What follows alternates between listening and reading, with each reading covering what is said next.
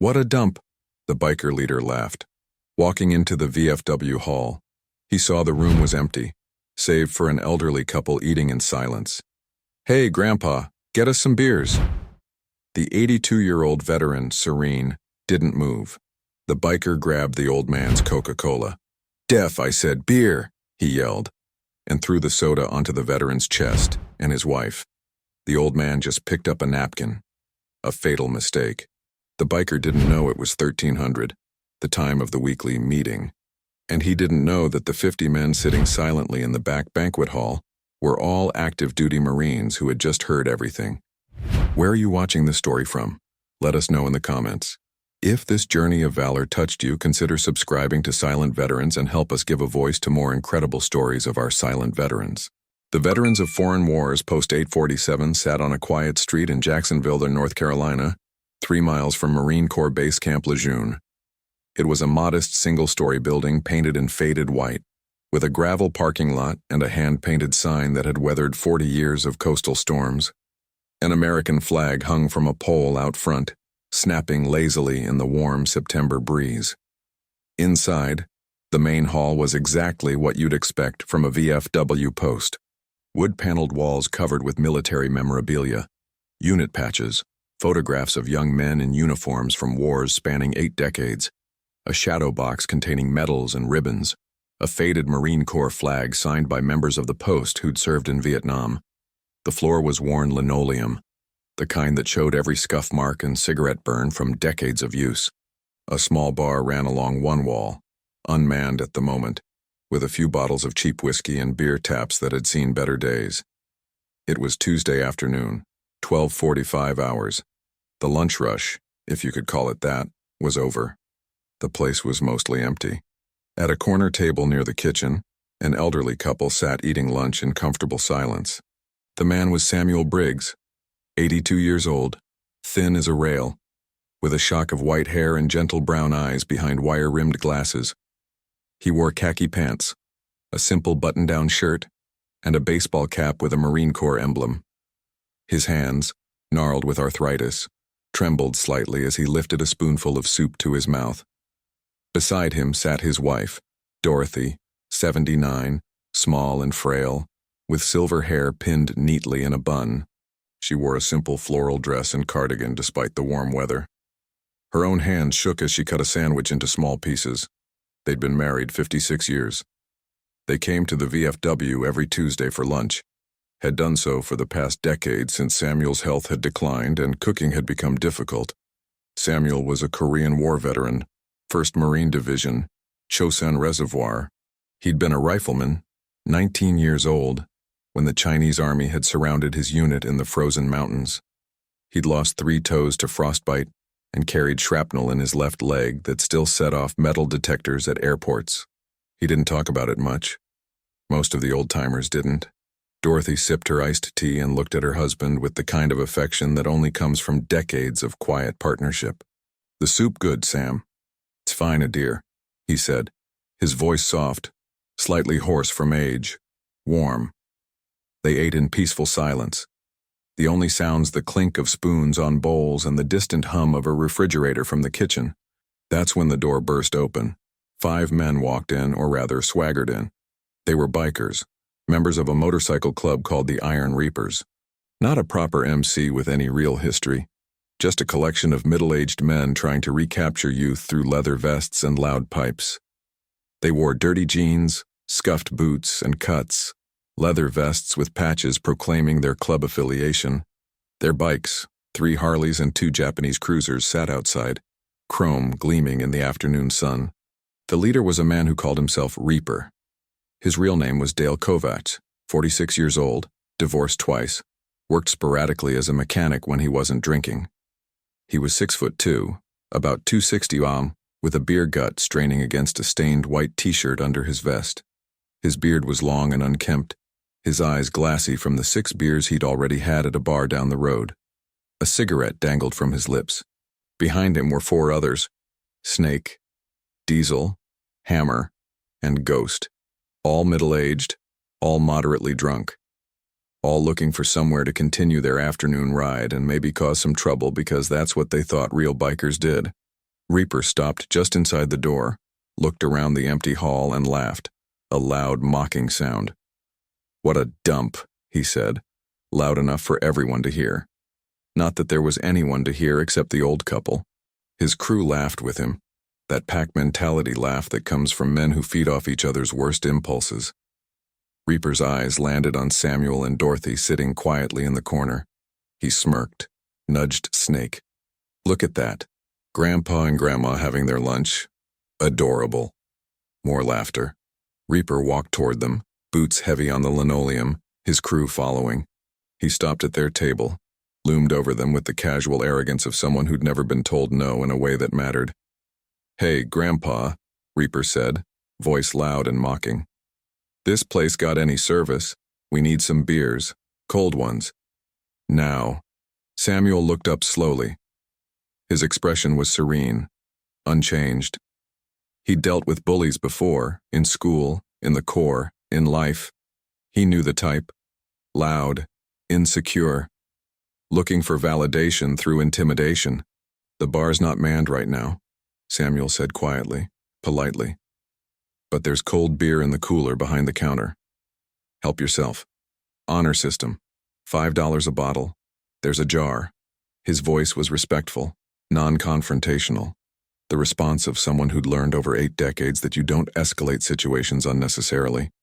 Reaper didn't like that. Didn't like the calm. Didn't like being treated like a customer instead of a threat. He wanted a reaction. Fear, submission, something to validate his power. "I didn't ask for directions, old man. I said get us some beers. You work here, don't you?" "I'm just having lunch with my wife," Samuel said, still calm. "But like I said, you can—" "Hey, Grandpa." Reaper's voice rose, aggressive now. "You deaf? I said get us some beers." Dorothy's hand found Samuel's under the table, squeezed gently, a silent communication. "Don't engage. Let it go." Samuel squeezed back. "I know. I won't." He turned back to his soup, dismissing Reaper with the quiet dignity of someone who didn't need to prove anything. That's when Reaper made his mistake. On the table, next to Samuel's bowl of soup, was a glass bottle of Coca-Cola. The old-fashioned kind, cold and sweating condensation. Samuel had been sipping it slowly throughout lunch. Reaper grabbed it. "What's this? Drinking soda like a kid?" He held it up, examined it mockingly. "Old man can't handle real drinks anymore." "Please," Samuel said quietly. "Put that down. That's mine." "Yours?" Reaper grinned at his crew. "Hear that? It's his." He unscrewed the cap, took a long swig, making exaggerated gulping sounds. Then he held it over Samuel's head. "Oops. Did you want this?" Dorothy stood up, her chair scraping. "Please, just leave us alone.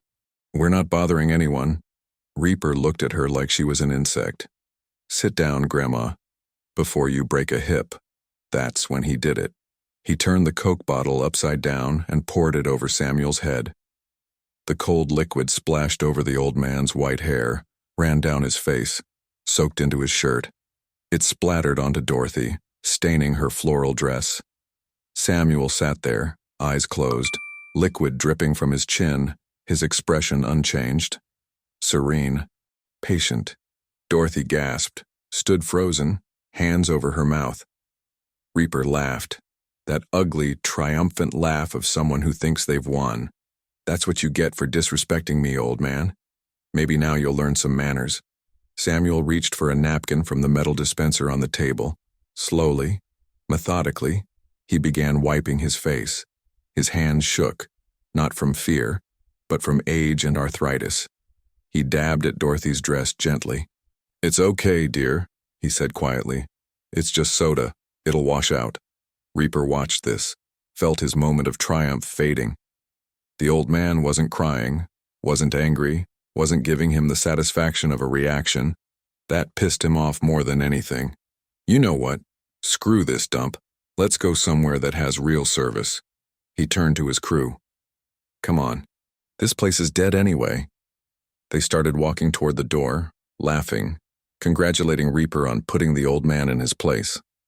That's when the door to the back banquet hall opened. The VFW Post 847 had 2 main spaces, the front hall where Samuel and Dorothy sat, and a larger banquet hall in back, separated by a door and a short hallway. The banquet hall was used for events, meetings, private gatherings. At exactly 1300 hours every Tuesday, that back hall was reserved for a very specific meeting, a meeting that had been taking place every week for the past 3 years. As Reaper and his crew reached the front door, ready to leave, that back door opened, and men began to walk out. Not old men, young men, strong men, men in their 20s and 30s, wearing civilian clothes but moving with a particular kind of precision and purpose that came from years of training. One man appeared, then 2, then 5, then 10. They kept coming. By the time the last one emerged, there were 50 of them. 50 active duty Marines from Camp Lejeune, filling the front hall, forming a wall of silent, controlled fury between the bikers and the exit. They didn't say anything. Didn't need to. Their presence was enough. Reaper stopped mid-stride, turned, saw the wall of men and felt his bladder clench. At the front of the group was a man in his late 30s, muscular, with close-cropped hair and eyes like chips of ice. He wore jeans and a t-shirt with a subtle Marine Corps emblem. His name was Gunnery Sergeant Marcus Cole, and he'd been a Marine for 18 years. 3 tours in Iraq, 2 in Afghanistan. He'd earned a Silver Star and 2 Bronze Stars with Valor. He was also the grandson of Harold Briggs, Samuel's younger brother, who died at Chosin Reservoir trying to save wounded Marines. Cole knew Samuel, knew his story, knew what the old man had survived, and he'd heard everything that just happened. The 50 Marines in that back hall weren't having a party. They were having their weekly PTSD support group meeting, a confidential, private space where combat veterans could talk about the things they'd seen and done, things they couldn't share with civilian therapists, things they could only share with brothers who'd been there. The walls were thin.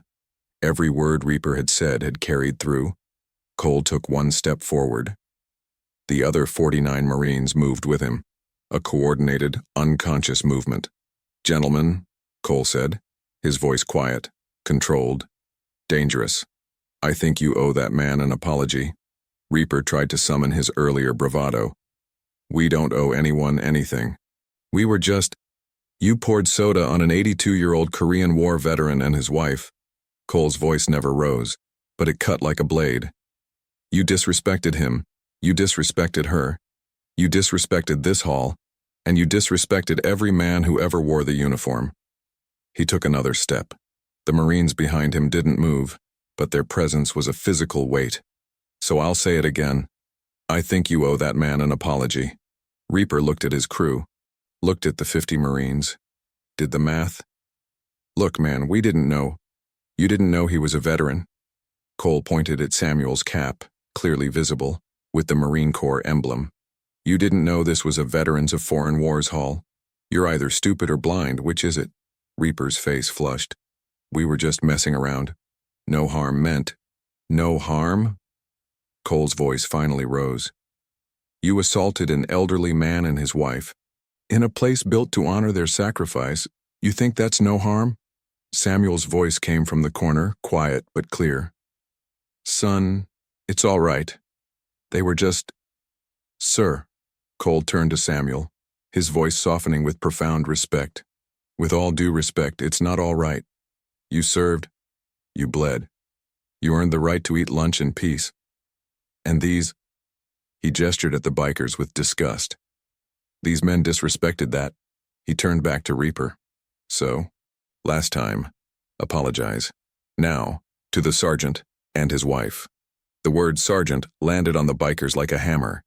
Samuel had been a sergeant, E5, infantry squad leader, Chosin Reservoir, the Frozen Chosin, one of the most brutal battles in Marine Corps history. Reaper finally understood he'd made a catastrophic mistake. I apologize," he mumbled. "Louder," Cole said. "And look at him when you say it." Reaper walked back toward Samuel's table, his crew reluctantly following. He stood there, a big man suddenly feeling very small, looking at this frail, quiet old man he'd just humiliated. "Sir, I apologize. I was wrong. I'm sorry." Samuel looked up at him with those gentle brown eyes. No anger, no hatred, just sadness. Apology accepted, son, Samuel said quietly. But Cole wasn't done. Not good enough, Gunnery Sergeant Cole said. Reaper turned on confused. What? He accepted the apology? We're good. No. Cole took another step forward. We're not good, because you don't understand what you did. You see an old man, we see a Marine, you see a dump, we see a sacred hall. You think saying sorry fixes it. It doesn't. Cole turned to the group of Marines behind him. Who here has grandparents who served? 30 hands went up. Who here joined the Corps because of someone like Sergeant Briggs? 40 hands. Who here believes that disrespecting a veteran, any veteran, but especially one who fought at Chosen, is something we should just walk away from? 0 hands. Cole looked back at Reaper. See, here's your problem. You walked into a place you didn't understand, disrespected people you didn't know, and now you want to walk out like nothing happened. But we heard everything, every word, every laugh, and we're not letting it go. What do you want from us? Reaper's voice had lost all its earlier bravado. I want you to understand. Cole gestured at Samuel. Sergeant Briggs, would you mind telling these gentlemen where you served? Samuel looked uncomfortable. He didn't like attention. Never had. It's not necessary, son. Sir, with respect, it is necessary. These men need to learn something today. Samuel sighed, set down his napkin. When he spoke, his soft voice somehow filled the room. I served with the 1st Marine Division, 7th Marine Regiment. I was 19 years old. December 1950. We were in North Korea, near the Chosin Reservoir. The Chinese army surrounded us. About 120,000 Chinese soldiers against about 30,000 Marines and Army troops. Temperature was 40 below zero. Men froze to death in their foxholes. Weapons wouldn't fire because the oil froze. We couldn't dig graves because the ground was frozen solid. The room was absolutely silent. We fought for 17 days.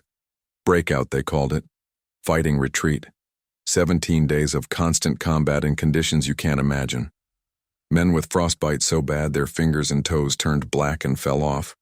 Men with wounds who couldn't be evacuated because the helicopters couldn't fly in the cold. Men who died and we had to leave them because we couldn't carry them and fight at the same time. His voice never rose, never broke, just stated facts in that quiet, gentle tone. I lost 3 friends to frostbite, not killed, just lost their limbs to the cold. 5 more killed in combat.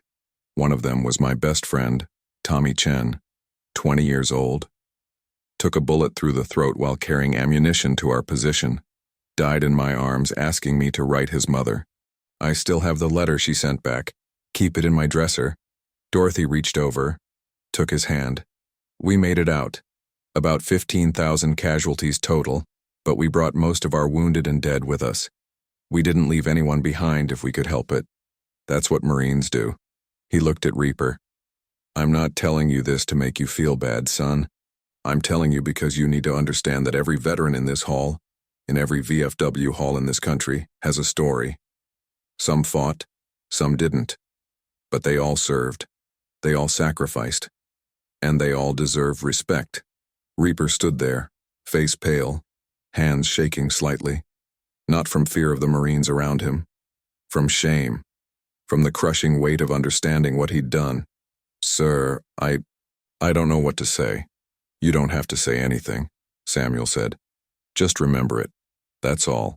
Remember that the old man eating soup might be someone who did things you'll never understand. Someone who earned more respect than you'll ever give. Cole stepped forward again. All right, here's what's going to happen. You gentlemen are going to clean this hall, top to bottom. You're going to mop the floors, clean the bathrooms, wash the dishes in the kitchen, polish every piece of brass in this building. You're going to do it while we watch, and when you're done, you're going to leave and never come back.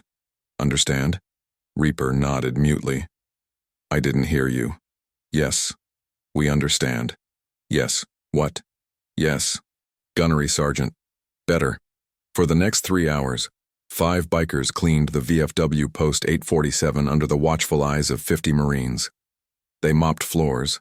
They scrubbed toilets. They washed dishes. They polished brass plaques and memorial fixtures. They did it in silence, except for the occasional instruction from Cole or one of the other Marines.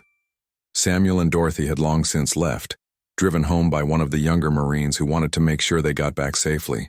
Before leaving, Samuel had shaken Cole's hand.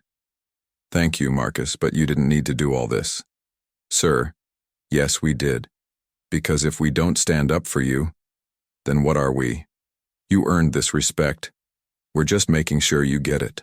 Samuel had nodded, eyes wet, and left with his wife. Now, as the bikers finished their work, Cole called them together in the main hall. "You're done. The place is clean. Cleaner than it's been in years, actually." He looked at each of them in turn. "Do you understand now? Do you get why what you did was wrong?" Reaper spoke, his voice hoarse from 3 hours of work and shame. "Yes. We get it. Good. Now get out. And if I ever hear about you disrespecting a veteran again, any veteran, anywhere, I will find you. And next time, we won't be so nice." The bikers left quickly, silently. Their bikes started up, the roar of engines fading into the distance. Cole watched them go, then turned to his Marines. "All right, boys. Meeting's over for today. Same time next week." As the Marines filed out, one of the younger ones, a lance corporal named Hayes who was on his first enlistment, approached Cole. "Gunny, can I ask you something?" "Go ahead, Hayes. Why'd we let them off so easy? I mean, what they did. Shouldn't we have called the cops? Press charges?" Cole looked at the young Marine. "Because Sergeant Briggs asked us not to. Because he's a better man than any of us will ever be. Because he's seen enough violence in his life and doesn't need more, even if it's justified." He paused. "But mostly, because I think those bikers learned something today. They learned that actions have consequences, that disrespecting veterans means disrespecting us, and that we're watching. That's worth more than charges that would get dropped anyway." Hayes nodded. "Gunny, can I tell you something?" "Sure. My grandfather was at Chosin. He died before I was born. Cancer from Agent Orange exposure in Vietnam. But my dad always told me stories about him. About the cold. About the fighting. About how hard it was." The young Marine's voice cracked. "When I heard Sergeant Briggs talk about it, it was like hearing my grandfather's voice. Like understanding him for the first time." Cole put a hand on Hayes' shoulder. "That's why we did what we did, Hayes. Not for revenge. For respect. For memory. For making sure that men like your grandfather and Sergeant Briggs know that what they did mattered. That we remember." "Thank you, Gunny. Don't thank me. Just remember this. Remember how it felt. And when you're an old man someday, when some punk disrespects you, maybe there'll be young Marines there to stand up for you. That's how it works. That's the Brotherhood." 2 weeks later, Samuel and Dorothy returned to the VFW for their regular Tuesday lunch. They walked in hesitantly, unsure if they'd feel safe after what had happened. The hall was exactly as they'd left it.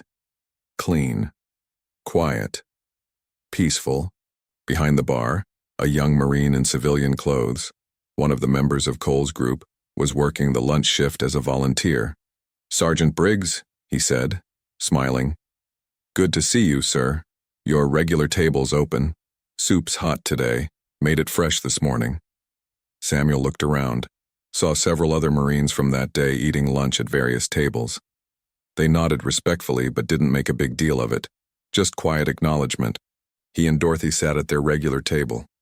The young Marine brought them menus, water, and, without being asked, a cold glass bottle of Coca-Cola for Samuel. "On the house, sir," he said. Samuel looked at the bottle, felt his throat tighten. "Thank you, son." They ordered lunch, ate in comfortable silence, just like they always did. About halfway through their meal, the door opened. Gunnery Sergeant Cole walked in, also in civilian clothes. He spotted Samuel, walked over.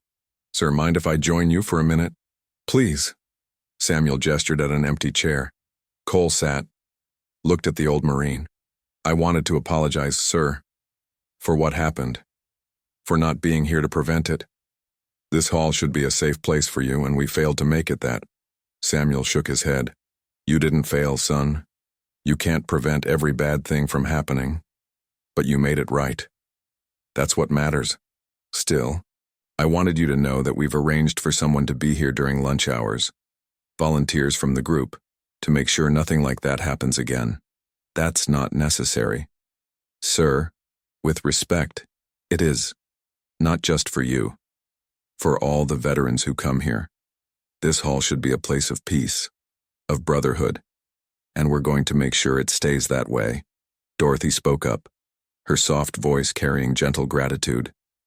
Thank you, young man, for what you did. For caring. Samuel doesn't like to make a fuss, but what you and your men did, it meant the world to us. Cole nodded. Ma'am, it was our honor. Sergeant Briggs earned that respect 73 years ago at Chosin. We're just making sure he gets it. He stood, shook Samuel's hand. Enjoy your lunch, sir. And sir, if you ever need anything at all, you have 50 Marines who'll drop everything to help. You just say the word. Thank you, son. That means more than you know. Cole left. Samuel and Dorothy finished their lunch in peace. As they were leaving, Samuel stopped at the memorial wall, the one covered with photos and patches and memories. He looked at the shadow box containing his old unit's insignia, ran his weathered fingers over the glass. You okay, Sam? Dorothy asked. Yeah, he said quietly.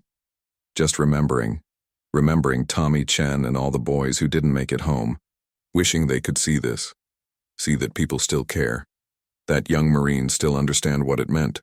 I think they do see it, Dorothy said, taking his hand. I think they've always seen it, and I think they're proud of you. Samuel smiled, squeezed her hand, and they walked out into the warm September afternoon. 3 months later, on a cold December morning, Samuel Briggs died peacefully in his sleep at home. Heart failure. He was 82 years old. Dorothy found him, called 911, called their daughter. Then, not knowing who else to call, she called the VFW. Within an hour, Gunnery Sergeant Marcus Cole was at their house. Within 2 hours, 20 Marines from the support group were there. Within 4 hours, they'd arranged everything. Funeral home, service, honor guard, notifications. They took care of Dorothy, made sure she ate, sat with her, listened to her cry. The funeral was held at the same VFW Post 847 where Samuel had eaten his last lunch. The parking lot was full. Inside, over 300 people packed the hall. Not just Marines, soldiers, sailors, airmen, veterans from every war from World War II to Afghanistan. They'd heard the story, about the old sergeant at Chosin, about the disrespectful bikers, about the Marines who'd stood up for him, and they'd come to pay respects.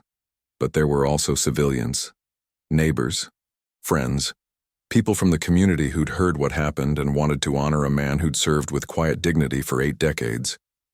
At the front of the hall, Samuel's casket was draped in an American flag. Beside it, his old Marine Corps cover, the dress blues cap he'd worn at his retirement ceremony 40 years ago.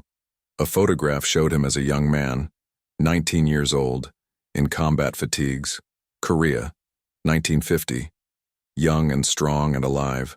Gunnery Sergeant Cole stood at the podium to speak. I didn't know Sergeant Briggs well, he began. I'd seen him around the post for years. Always quiet, always polite, always with his wife Dorothy. I knew he was a Korean War veteran, but I didn't know his story. Not really. Not until 3 months ago, when 5 bikers made a terrible mistake. He told the story about the VFW hall, the bikers, the disrespect, the Coca-Cola poured over an old man's head, about 50 Marines hearing it and stepping forward, about what happened after. When we confronted those bikers, I asked Sergeant Briggs to tell them where he'd served. I wanted them to understand what they'd done, who they'd disrespected. And he told us about Chosin Reservoir. Cole's voice thickened. I've been a Marine for 18 years. I've served in combat. I've seen hard things. But listening to Sergeant Briggs describe Chosin, 40 below zero, surrounded by 120,000 Chinese soldiers, 17 days of fighting and freezing and dying, I realized I didn't know anything about hard, not really. He told us about his friend Tommy Chen, 20 years old. killed carrying ammunition, died in Sergeant Briggs's arms, and Sergeant Briggs said he'd carried that letter from Tommy's mother for 73 years, kept it in his dresser. Cole looked at Dorothy, sitting in the front row, surrounded by Marines. Ma'am, after the service, when we were cleaning the VFW, I went to your house. You weren't home. You were at your sister's.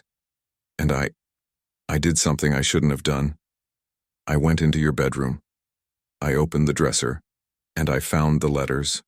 Dorothy's eyes went wide. There wasn't just one letter from Tommy Chen's mother.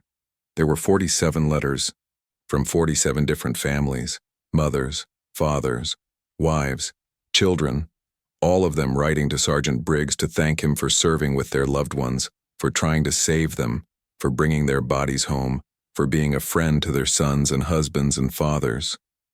The hall was absolutely silent except for quiet weeping. 47 families. 47 letters. Sergeant Briggs kept everyone, and I realized something. He didn't just survive Chosin Reservoir. He carried Chosin with him every day for 73 years. Every morning when he opened that dresser to get dressed, he saw those letters. He remembered those names, those faces, those friends who didn't come home. Cole's voice broke. That's what service means. It's not just the time you spend in uniform. It's the weight you carry forever after. The memories, the loss, the guilt of surviving when others didn't. Sergeant Briggs carried that weight with grace and dignity for 73 years. He never complained, never sought recognition, just lived quietly, loved his wife, and honored his fallen brothers by remembering them.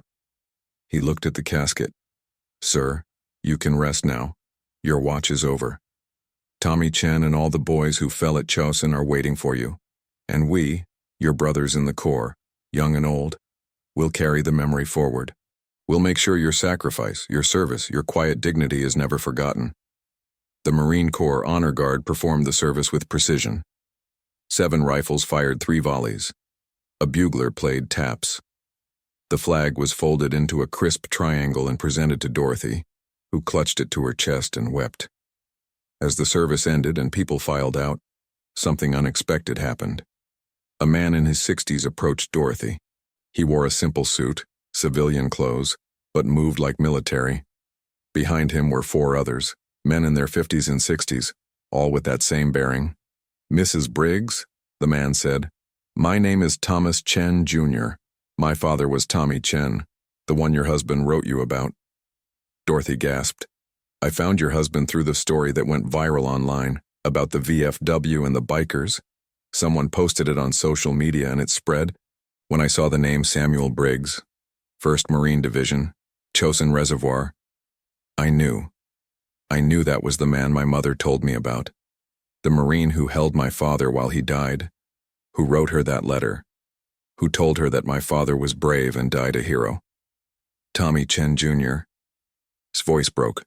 I've wanted to meet your husband my entire life, to thank him, to tell him that my father's sacrifice meant something because men like Samuel Briggs remembered him. I'm so sorry I'm too late. Dorothy stood, embraced him. They stood together, weeping, the widow of the survivor and the son of the fallen. He never forgot your father, Dorothy said. He kept your mother's letter. He told me about Tommy every year on the anniversary. He said Tommy was the bravest man he ever knew. Behind Tommy Chen, Jr., the other 4 men stepped forward. They were the children and grandchildren of other Marines who died at Chosin. They'd all found the viral story. They'd all tracked down Samuel Briggs. They'd all come to honor the man who'd honored their loved ones. Your husband carried our fathers home, one of them said. Literally. He and 3 other Marines carried 16 bodies out of Chosin, 16 men who would have been left behind, lost forever, if men like your husband hadn't refused to leave them. Dorothy learned something that day. Something Samuel had never told her, never mentioned in 56 years of marriage. That her quiet, gentle husband had been a hero. That he'd done things she'd never known about. That he'd carried not just emotional weight, but physical weight. The bodies of fallen brothers, through freezing mountains, under enemy fire, refusing to leave anyone behind. Gunnery Sergeant Cole put his arm around Dorothy. Ma'am, I promise you something. We're going to make sure everyone knows. We're going to tell your husband's story. We're going to honor him the way he deserved to be honored while he was alive.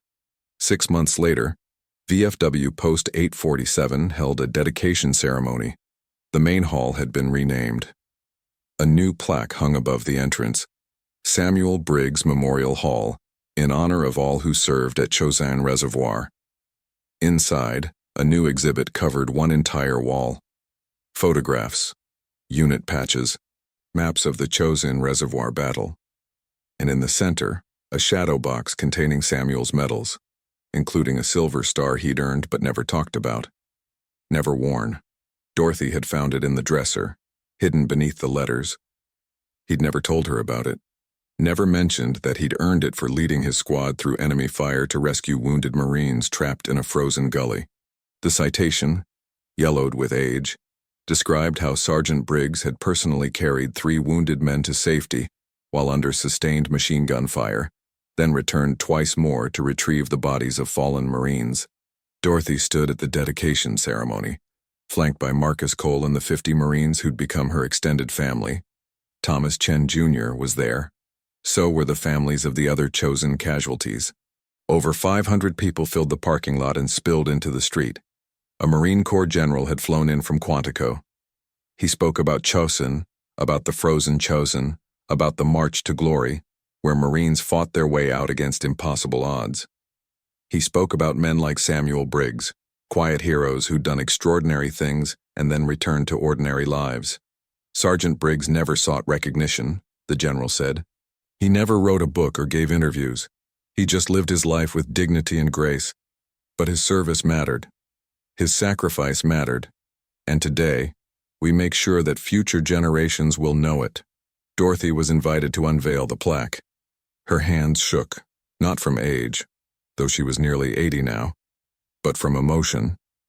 She pulled the cord, and the covering fell away, revealing the bronze plaque with Samuel's name. The crowd erupted in applause. Marines came to attention. A bugler played.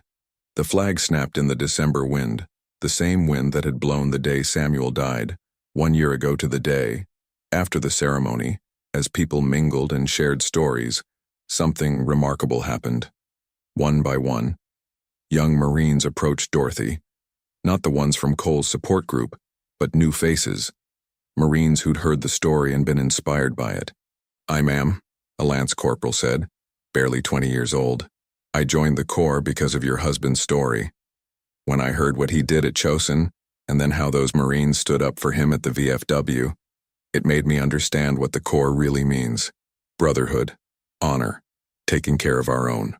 Another Marine, a sergeant, told Dorothy, "I was thinking about getting out, ma'am, 8 years in, tired, cynical. Then I heard your husband's story, and I realized, this is bigger than me. It's about carrying forward what men like Sergeant Briggs started. So I re-enlisted. Because of him." Dorothy heard these stories all afternoon. Dozens of them. Young men and women whose lives had been changed by her husband's quiet example. Marcus Cole approached her as the crowd thinned. "Ma'am, there's something else. Something we wanted to show you." He led her inside, to a corner of the memorial hall that had been covered with a curtain. He pulled it back. Behind it was a new addition, a small reading room with comfortable chairs, bookshelves, and tables. A sign above the entrance read, "Samuel Briggs Quiet Room, a space for reflection and brotherhood." "We converted the old storage room," Cole explained. "It's for the support group meetings, but also for any veteran who needs a quiet place. A place to remember, a place to heal. We named it after your husband because that's what he did. He found peace in quiet moments. He showed us that healing doesn't always come from talking about trauma. Sometimes it comes from sitting peacefully with people who understand." Dorothy walked into the room. On the walls were photographs of Samuel at different ages. Young Marine in Korea, middle-aged veteran at reunions, elderly man at the VFW with Dorothy. In the center of the main wall was the photograph that had always been his favorite. His squad at Chosin, 13 young men in winter gear, frozen smiles, arms around each other, taken the day before the Chinese attack.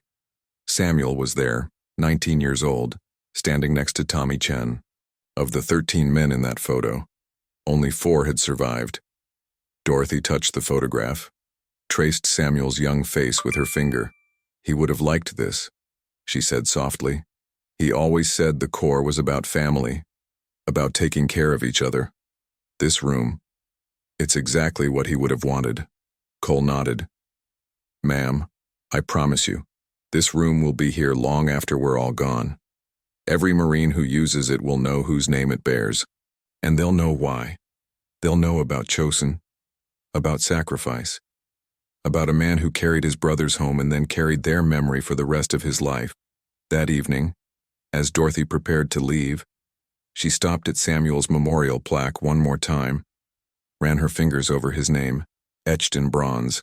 A young Marine approached, Private Hayes, the one who'd asked Cole why they'd let the bikers off easy all those months ago. He was different now, older somehow, though only a year had passed. His eyes held something they hadn't before, understanding. Ma'am, he said, can I tell you something? Of course, dear. Last month I was at a restaurant. I saw an old man, probably in his 80s, being disrespected by some teenagers. They were mocking him, calling him slow, making fun of his walker. And I remembered your husband. I remembered this hall. I remembered Gunny Cole and the other Marines stepping forward. Hayes's voice grew stronger. So I stepped forward. I didn't threaten anyone. I just walked up, helped the old man to his seat, told those teenagers that respect costs nothing and means everything. They left. And the old man, he looked at me and said, "Thank you, son." And I realized, this is what Sergeant Briggs taught us, not through words, but through example, that every person deserves dignity, that we stand up for those who can't stand up for themselves. That's what being a Marine means. Dorothy hugged the young Marine. Samuel would be so proud of you, so proud of all of you. As she drove home that night, Dorothy thought about her husband, about their 56 years together, about the quiet man who'd lived an extraordinary life but never sought recognition, who'd carried unimaginable weight but never complained, who'd loved her completely and shown kindness to everyone he met. She thought about the letters in the dresser, 47 families whose lives Samuel had touched. She thought about the young Marines whose lives he was still touching, even after death. She thought about the memorial hall, the quiet room, the plaque bearing his name, and she understood something profound. Samuel hadn't died when his heart stopped. He lived on. In the Marines who remembered him, in the room that bore his name, in the young men and women who'd been inspired by his example, in the families who finally had answers about their loved ones who'd fallen at Chosen. He lived on in every act of kindness shown to a veteran, in every young person who stood up for an elder, in every Marine who refused to leave a brother behind. That night, Dorothy opened the dresser one final time. The letters were gone, donated to the memorial hall, where they'd be preserved and displayed. But in their place was something new. A letter from Marcus Cole, written on behalf of all 50 Marines from the support group. It read, "Dear Mrs. Briggs, your husband saved our lives. Not at Chosen, though he saved many lives there. But here, now, in this time, we are Marines who came home from war broken, haunted by what we'd seen and done, struggling to find peace. And your husband showed us how, not through grand gestures or speeches, but through quiet dignity, through showing up every Tuesday for lunch with his wife, through treating everyone with respect, through carrying his burdens without complaint. When we stood up for him that day, we weren't just defending an old veteran from disrespectful bikers. We were defending everything he represented: honor, sacrifice, brotherhood, the idea that service means something. But more than that, we were becoming the Marines he'd already been for 73 years. We were learning to carry our burdens with grace, to find peace in simple moments, to honor our fallen by living with dignity. Your husband taught us that being a hero isn't about medals or recognition. It's about doing the right thing every day, even when no one's watching. It's about remembering those who fell. It's about treating others with kindness and respect. It's about finding beauty in a quiet Tuesday lunch with someone you love. Thank you for sharing him with us. Thank you for letting us honor him, and thank you for showing us, through your own grace and strength, what it means to be the family of a Marine, Semper Fidelis, Gunnery Sergeant Marcus Cole and the Marines of Post 847. Dorothy read the letter 3 times, tears streaming down her face. Then she folded it carefully, placed it in the dresser where the 47 letters had been, and whispered to the empty room, "He would have been so proud of them, Samuel. So very proud." Outside, the December wind blew cold and strong, carrying with it the faint sound of taps being played at evening colors on Camp Lejeune, 3 miles away. The same wind that had blown at Chaussant Reservoir 74 years ago. The same wind that would blow for generations to come, carrying forward the memory of quiet heroes who'd served with honor and lived with dignity. And in VFW Post 847, now the Samuel Briggs Memorial Hall, 50 Marines gathered for their weekly meeting in the quiet room, where they sat in comfortable silence, healing together, carrying forward the legacy of a man who'd shown them that true strength comes not from violence or bravado, but from grace under pressure, dignity in adversity, and the quiet courage to keep going, day after day, year after year, carrying your brothers home, both the fallen and the living.